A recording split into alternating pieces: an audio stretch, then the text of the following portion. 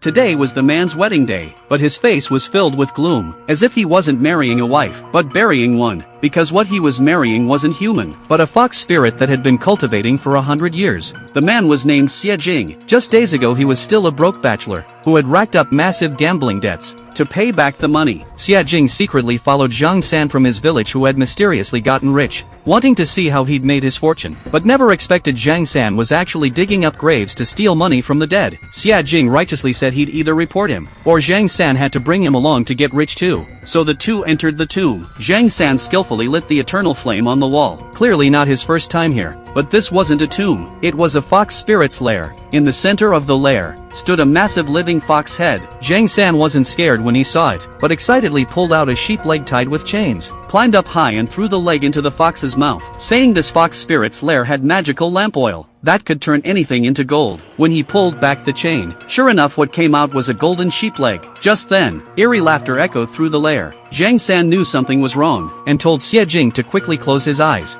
In the pitch-black tomb passage, Xie Jing and Zhang San got separated. He felt around and touched a body wearing luxurious clothes. Opening his eyes he saw a beautiful woman, but the beauty quickly faded, transforming into a fierce fox face. Xie Jing was scared out of his wits, and turned to flee, but was suddenly trapped by something. When he came to his senses, he'd been brought to a magnificent palace. The palace was filled with fox spirits. They were all shouting to kill Xie Jing, frightening him into kowtowing and begging for mercy. The Fox clan leader agreed to give him a chance to live, along with a fortune in wealth, but only if he married a female fox spirit, the very one he'd encountered in the tomb passage. So the next day at dawn, Xie Jing dressed in wedding attire, and brought home a memorial tablet as his bride. From then on people in the village kept disappearing. One day, a young Taoist followed his master through this area, but discovered the village was completely empty. Only one restaurant still had its lights on. After the two entered the courtyard, suddenly the master turned to look at the sheep pen nearby. Staring at the sheep inside for quite a while, he walked inside, and found 4 customers, eating a delicious roasted lamb. The master sensed something sinister, so he made an excuse, and led the young Taoist away from the main hall. The master told the young Taoist to take out the cow mask and look for himself.